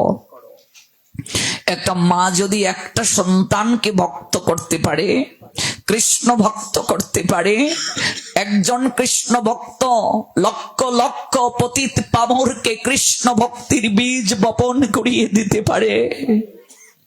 এই জন্য অন্তত একটা সন্তানকে বৈষ্ণব করো। 3টা সন্তান আছে, 4টা সন্তান আছে, অন্তত একটা সাধু হোক, একটা বৈষ্ণব হোক, দেখবে এর কৃপায় গোষ্ঠী শুদ্ধ সবাই ভক্ত হয়ে যাবে। এই জন্য মায়ের অবদানটা সবচেয়ে বেশি। মায়ের কাছে সন্তান ঋণীও থাকে বেশি। মায়ের অবদানটাও সন্তানের জীবনে সবচেয়ে বেশি। মায়ের চেতনাও সন্তান সবচেয়ে বেশি প্রাপ্ত হয়। মায়ের অবদান সর্বাগ্রে। মায়ের কাছে সন্তান সবচেয়ে বেশি ঋণগ্রস্ত থাকে। নারীকে ভগবান সবচেয়ে বেশি অধিকার যেমন দিয়েছেন, নারীকে তেমনি ভগবান বিশেষ শক্তিও দিয়েছেন। এই জন্য তিনি রমণী। নারী মানে রমণী, রমণী মানে আনন্দ বর্ধিনী শক্তি। ওই নারী সংসারকে স্বর্গময় করতে পারে, আবার ওই নারী সংসারকে নরক যন্ত্রণায় ভরিয়ে দিতে পারে। সংসার সুখের হয় রমণীর গুণে। সংসারটাকে স্বর্গময় করতে পারে, সংসারটাকে নরক যন্ত্রণায় ভরিয়ে দিতে পারে। মনে রাখবে, সংসার যত ভেঙ্গেছে, এই জগৎ সংসারে যত সাধক হয়েছে, দেখবে কারো না কারো ওই সাধনার পশ্চাতে কোনো না কোনো নারীর অবদান রয়েছে। এই যে ইস্কনের প্রতিষ্ঠাতা অভয় চরণারবিন্দ ভক্তি বেদান্ত স্বামী মহারাজ, উনার স্ত্রী চায়ের প্রতি এত আসক্ত ছিলেন। স্বামী মহারাজ একদিন তার স্ত্রীকে বললেন, কি চাও তুমি? চা না আমাকে চাও? টি অর মি, কি চাও? স্ত্রী বললেন, আমি তোমায় ছাড়া থাকতে পারবো, কিন্তু চা ছাড়া থাকতে পারবো না। সেদিনই ইস্কনের প্রতিষ্ঠাতা, নাম অভয়, সংসার জীবনে নাম ছিল অভয়, অভয় বাবু। ওই অভয় সেদিনই তিনি ভাবলেন, যে স্ত্রী আমাকে ছাড়তে পারবে, চা ছাড়তে পারবে না, ওই সংসারে আমার থেকে হবেটা কি? এই দিন যদি তিনি সংসার ত্যাগ না করতেন, আজকে তিনি সারা বিশ্বে মর্যাদার আসন লাভ করতে পারতেন, লাভ করতে পারতেন। বৃন্দাবনে তিনি ভজন করতে গিয়ে, বৃন্দাবনে ভজন নামক একটা গ্রন্থ আছে ওনার, সেখানে তিনি লিখেছিলেন, অর্থহীন দেখে মুড়ে ছেড়েছে সবাই, কুটুম্ব আত্মীয় আর বন্ধুজন ভাই, দুঃখ হয় হাসি পায় একা বসে হাসি, মায়ার সংসারে এই কাকে ভালোবাসি। কোথা গেল মাতা পিতা আত্মীয় স্বজন, কোথা গেল জ্যেষ্ঠ যারা স্বজনাদি হয়, তাদের খবর কেবা দেবে মুড়ে বলো, নাম মাত্রই কেবল সংসার রয়ে গেল। আজকে সারা বিশ্বে পাশ্চাত্যবাসী যারা যারা অকাদ্য কুকাদ্য খেত, তাদেরকেও তিনি কৃষ্ণ নামে বিভোর করলেন, তাদেরকেও তিনি সনাতনী সংস্কৃতি লালন করিয়ে দিলেন। যদি সেই দিন তিনি সংসার ত্যাগ না করতেন, আজকে তিনি কৃষ্ণ ভাবনামৃতের প্রতিষ্ঠাতা হতে পারতেন না। কৃষ্ণ ভাবনামৃত সঙ্গ অভয় চরণারবিন্দ ভক্তি বেদান্ত স্বামী মহারাজ, স্বামী মহারাজ তার নাম। আমাদের প্রভুপাদ ভক্তি সিদ্ধান্ত সরস্বতী গোস্বামী ঠাকুরের কাছ থেকে তিনি দীক্ষা নিলেন, সন্ন্যাস নিলেন তিনি কেশবজি গৌড়ীয় মঠ থেকে। এই যে কারো না কারো অবদান রয়েছে, এটাই জীবনের সবচেয়ে বড় প্রাপ্তি, সবচেয়ে বড় প্রাপ্তি। নিতাই চাঁদের কাছে কেবল কাঁদবে, প্রার্থনা জানাবে, নিতাই করুণা না হলে হয় না। নিতাই চাঁদের কাছে প্রার্থনা জানালে খুব সহজে সম্ভব, নিতাই করুণায় খুব সহজে লাভ হয়। ওই নিত্যানন্দকে পাশ কাটলে হবে না। এই জন্য আজকে রঘুনাথ দাস ওই নিত্যানন্দ প্রভুর চরণ দর্শনের জন্য গেলেন।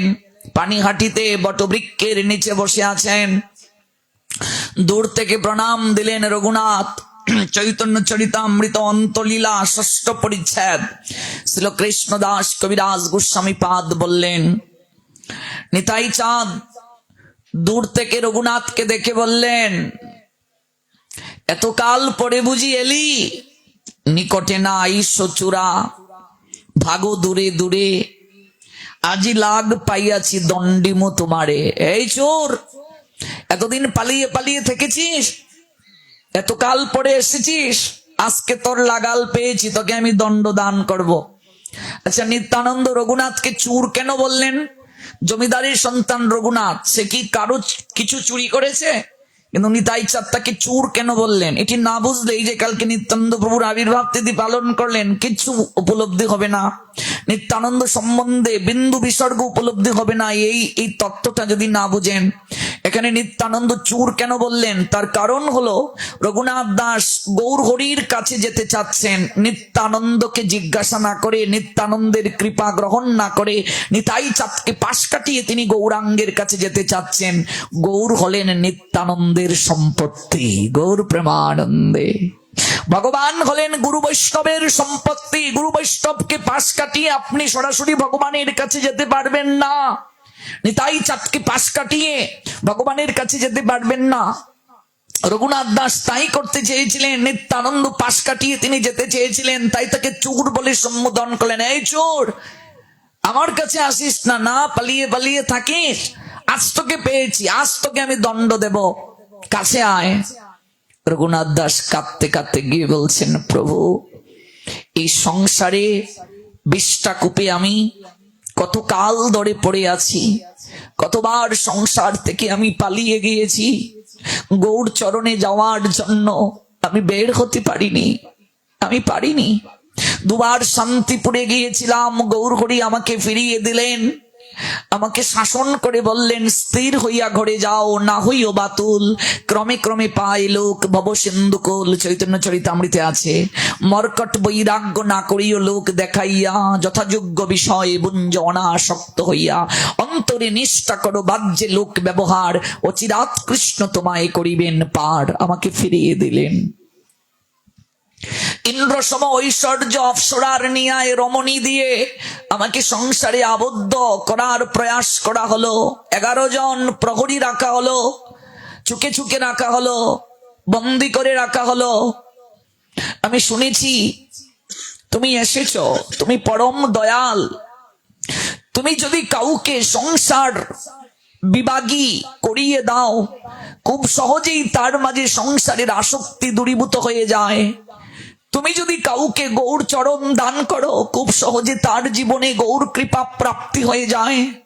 তুমি যদি কাউকে রাধা কৃষ্ণ প্রেম ভক্তি দান করো, খুব সহজে হয়ে যায়। হেন নিতাই বিনে ভাই রাধা কৃষ্ণ পাইতে নাই, দৃঢ় করি ধরো নিতাইয়ের পায়।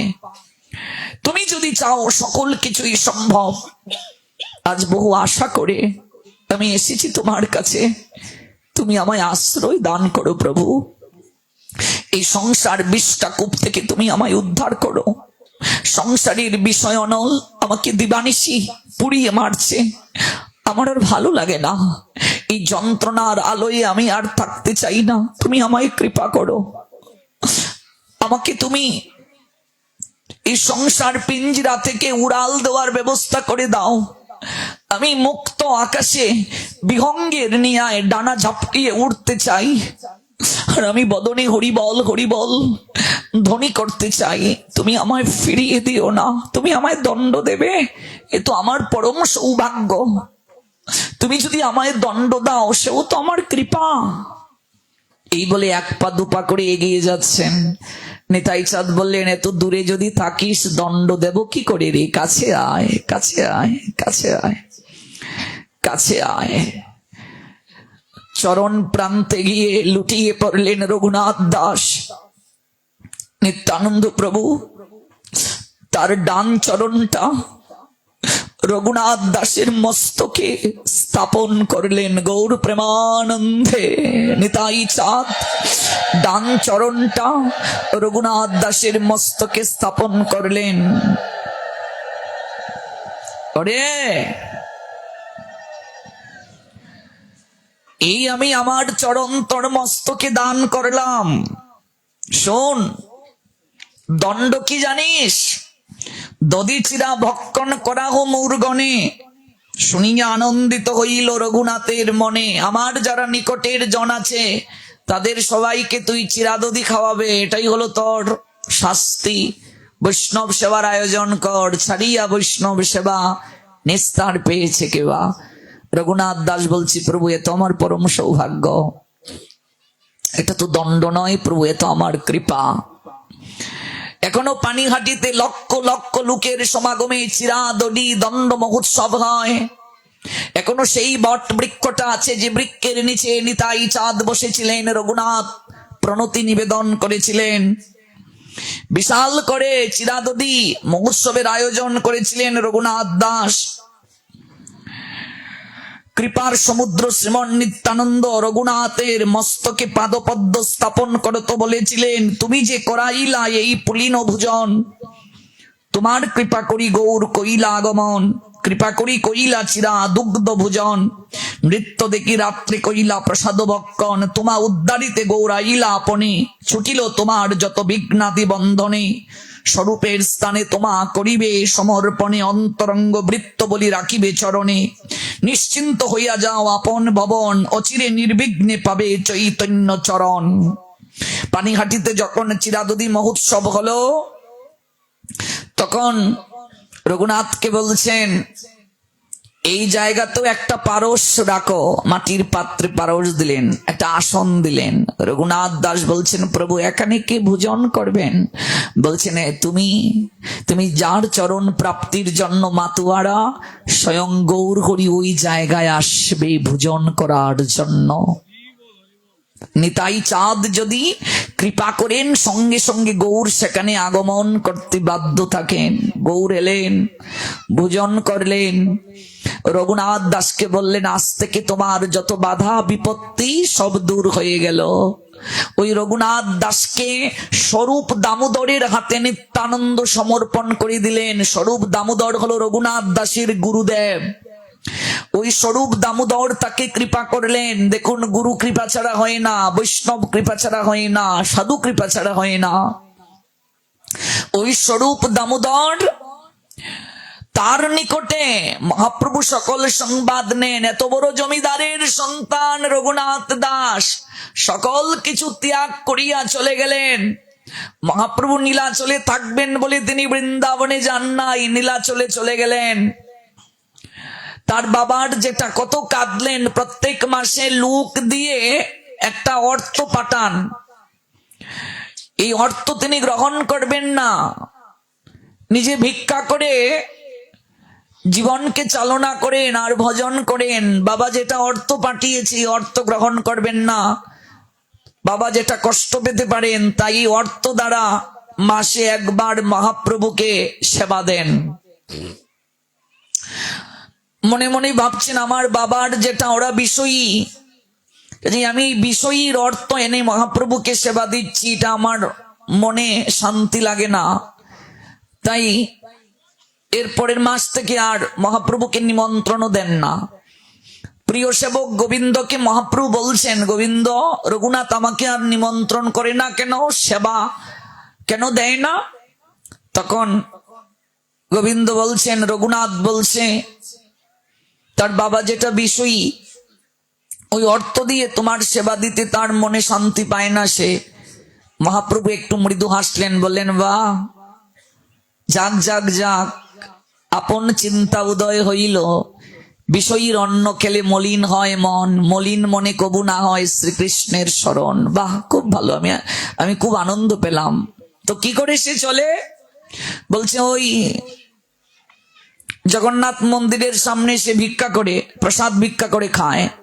গৌরহরি তাকে যাচাই করে আরো তিনি পরীক্ষার দ্বারা জ্ঞান বৈরাগ্যে ভক্তিতে সুদৃঢ় করছেন। বলছেন, ওই মন্দিরের সামনে ভিক্ষা করা এটা গণিকা বৃত্তি।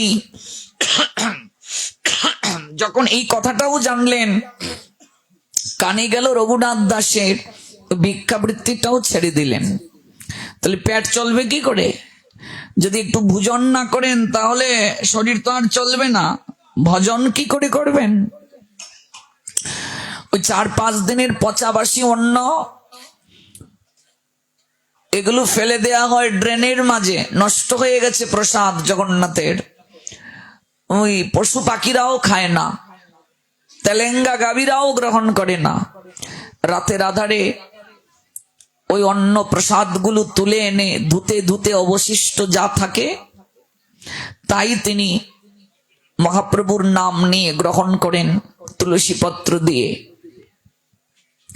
স্বরূপ দামোদরের কাছে একদিন গৌরহরি বলছেন, স্বরূপ, আমার রঘুনাথ ভিক্ষা ছেড়ে দিয়েছে, ও কি করে চলে, ক্ষুধা নিবৃত্তি কি করে করে? দেখুন, ভগবান কিন্তু গুরুদেবের মাধ্যমে সব সংবাদটা নিচ্ছে।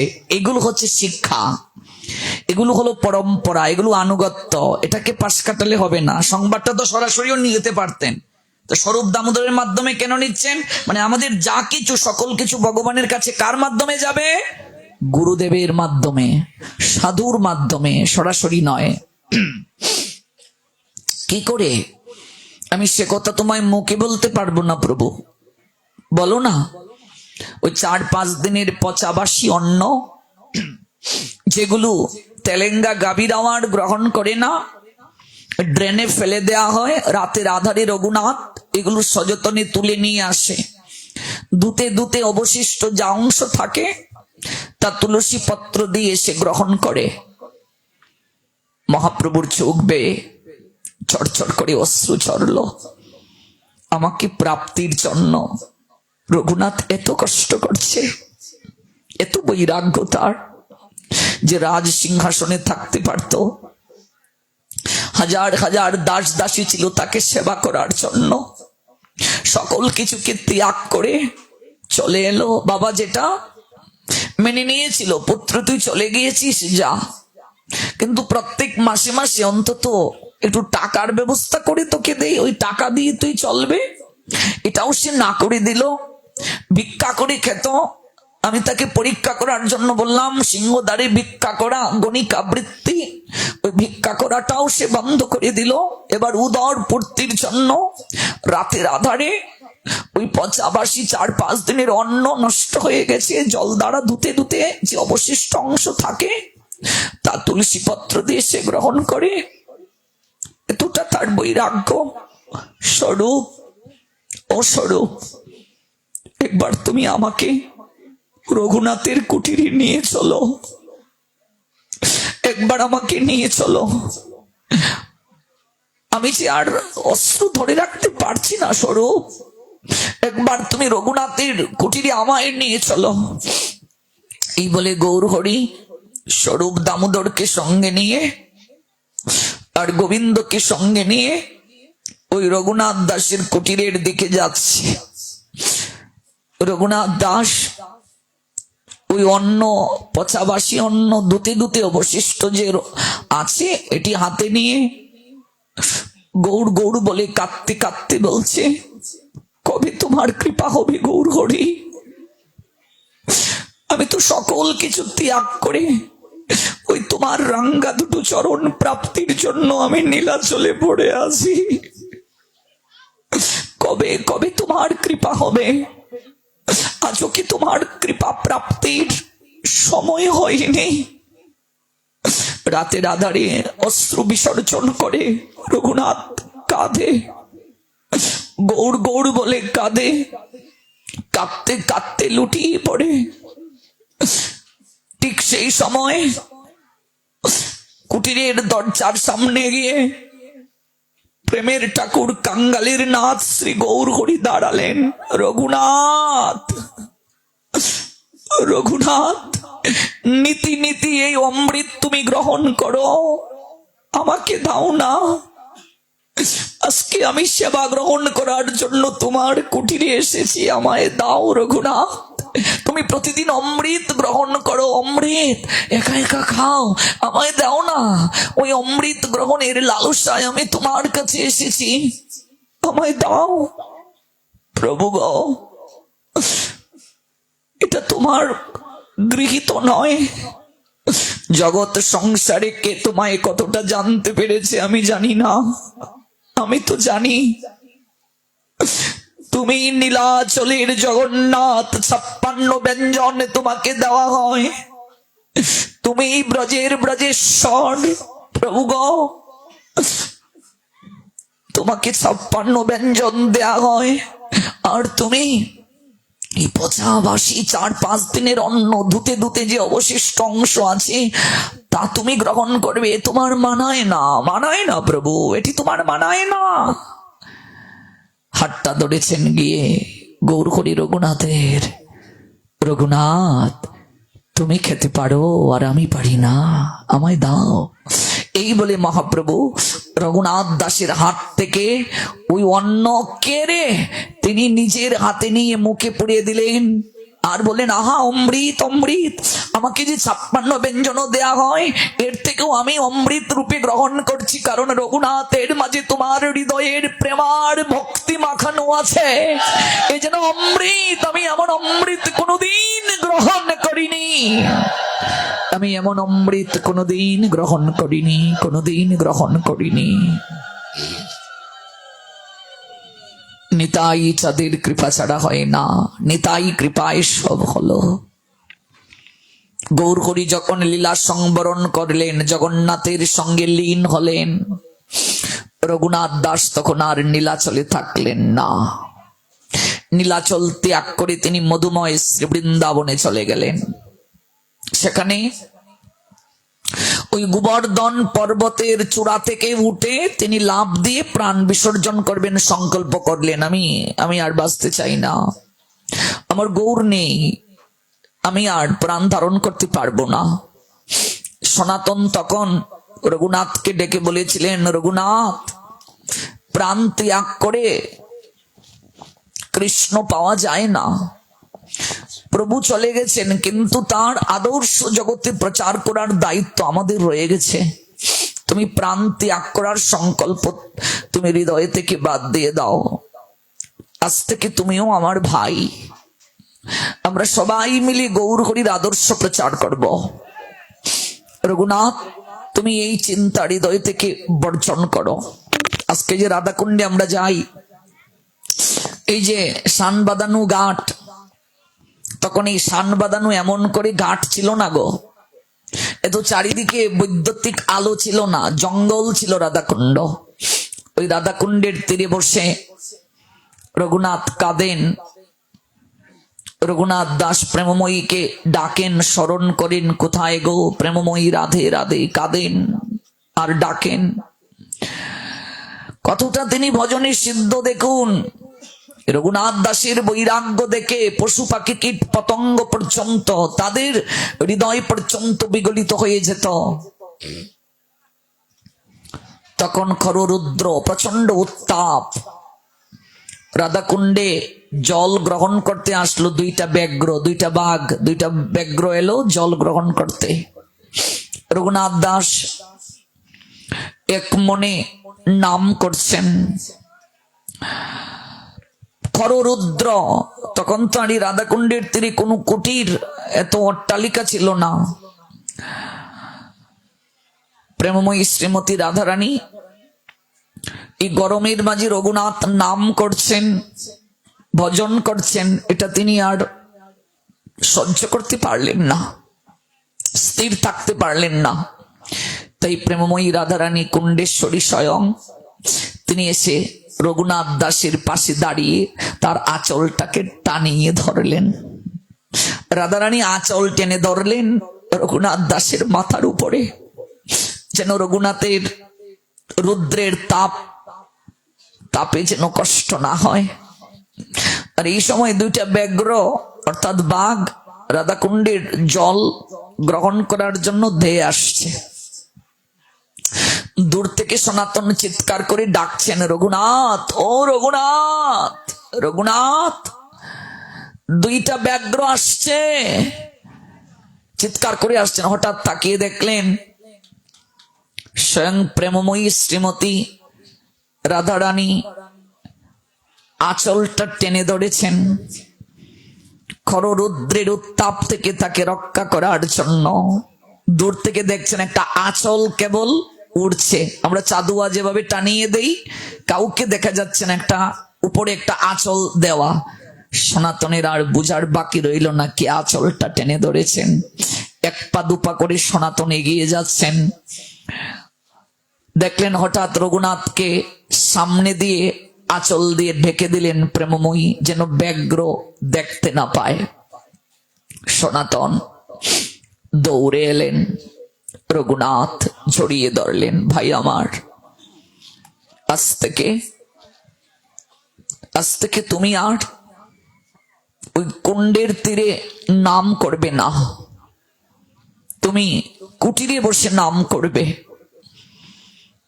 কেন দাদা? কারণ তুমি যার সেবা করার জন্য এই রাধা কুণ্ডে এসেছ, সেই কুণ্ডেশ্বরী প্রেমময়ী রাধারানী স্বয়ং তোমার সেবা করেন। তুমি জানো না, তোমার জীবনের সাধনা সিদ্ধি প্রাপ্ত হয়ে গেছে। স্বয়ং প্রেমময়ী শ্রীমতী রাধারানী আঁচল টেনে দাঁড়িয়ে থাকেন তোমাকে উত্তাপ থেকে রক্ষা করার জন্য। রঘুনাথ, তোমার জীবন ধন্য, তোমার জীবনে আর কোনো কিছু প্রাপ্তির বাকি নেই, তোমার সব হয়ে গেছে। আসো ভাই, তুমি আমার একটু বুকে আসো। সনাতন বলছে, আমায় একটু প্রেমালিঙ্গন দান করো, তোমার জীবন ধন্য হয়ে গেছে। এই রঘুনাথ দাস শেষের দিকে আর কোনো প্রসাদও গ্রহণ করেননি।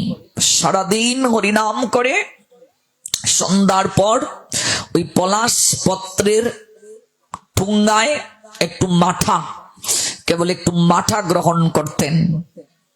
সারাটা জীবন তীব্র বৈরাগ্য, তীব্র সাধনা জগৎ জীবকে দেখিয়ে দিলেন। এই রঘুনাথ দাসের চরিত্রের দ্বারা জগৎ জীবকে দেখালেন ভগবান নিতাই কৃপা ছাড়া কোনোদিন গৌরাঙ্গকে পাওয়া যায় না। হেন নিতাই বিনে বাই রাধা কৃষ্ণ পাইতে নাই, দৃঢ় করি ধরো নিতাইয়ের উপায়। নিত্যানন্দ কৃপা ছাড়া সম্ভব নয়। নিত্যানন্দ প্রভুর এই জন্য আবির্ভাব তিথি অত্যন্ত, এবছর যারা আমরা পালন করেছি আমরা তো ধন্য হলাম। যারা আমরা এবছর নিত্যানন্দ প্রভুর আবির্ভাব তিথি সম্পর্কে জ্ঞাত ছিলাম না, যারা আমরা পালন করতে পারিনি, আমরা আগামী বছরই এই ভুলটা আর করবো না। অন্তত মহাপ্রভুর আবির্ভাব তিথি, নিত্যানন্দ প্রভুর আবির্ভাব তিথি, অদ্বৈত জয়ন্তী অর্থাৎ অদ্বৈত প্রভুর আবির্ভাব তিথি আমাদের নিষ্ঠা সহকারে পালন করা উচিত। কৃষ্ণের জন্মাষ্টমী যতটা গুরুত্ব সহকারে আমরা পালন করব, তার থেকে কলিযুগে অধিক গুরুত্ব সহকারে মহাপ্রভুর আবির্ভাব তিথি পালন করা উচিত। সবচেয়ে দুর্ভাগ্য কি জানেন? যে দোল পূর্ণিমায় মহাপ্রভু আবির্ভূত হলেন, চন্দ্রগ্রহণ ছিল, অর্থাৎ পূর্ণ চন্দ্র আবির্ভূত হওয়ার কারণে স্বয়ং চন্দ্রদেব লুকিয়ে গিয়েছিলেন। দোল পূর্ণিমায় সন্ধ্যাবেলায় চন্দ্রগ্রহণ ছিল। গৌরহরি এলেন নবদ্বীপে, নদিয়ায়।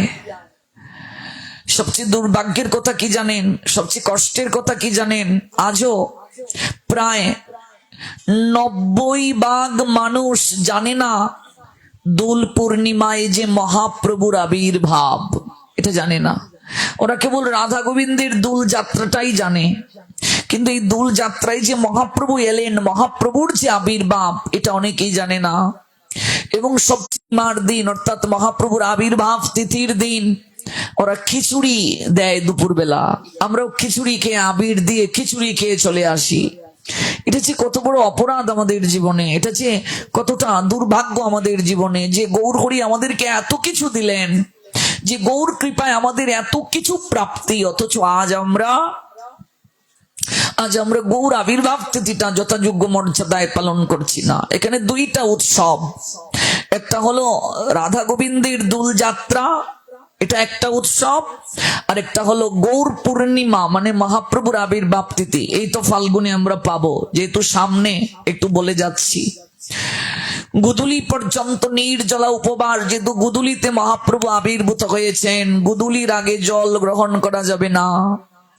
গুদুলির পরে মহাপ্রভুকে অভিষেক করাবো আমরা। অভিষেক করানোর পর অসমর্থ যারা জল ফল পেতে পারবেন, সবজি পেতে পারবেন, কিন্তু এই দিন আমরা অন্ন গ্রহণ করব না। যারা দোল যাত্রা পালন করছে এই দিনও তারা অন্ন প্রসাদ বিতরণ করবে না, কারণ এই দিন মহাপ্রভুর যেহেতু আবির্ভাব হয়ে গেছে। মহাপ্রভু আবির্ভূত হওয়ার আগে অর্থাৎ মহাপ্রভু আসার আগে যখন রাধা গোবিন্দের দোল যাত্রা হতো, তখন অন্নদানের যে বিশেষ প্রক্রিয়া ছিল, এটা দোষের ছিল না। কিন্তু মহাপ্রভু যেহেতু এই দোল যাত্রায় আবির্ভূত হলেন, কাজে আমরা এই দোল যাত্রায় মহাপ্রভু আবির্ভূত হওয়ার কারণে আমরা কখনো অন্ন দান করতে পারি না, এটা উচিত নয়। মহাপ্রভুর আবির্ভাব তিথিটা যথাযোগ্য মর্যাদায় পালন করুন, পালন করুন। নিত্যানন্দ প্রভুর আবির্ভাব তিথিটা, অদ্বৈত জয়ন্তী, এগুলো আমাদের পালন করতেই হবে। বছরে 24টা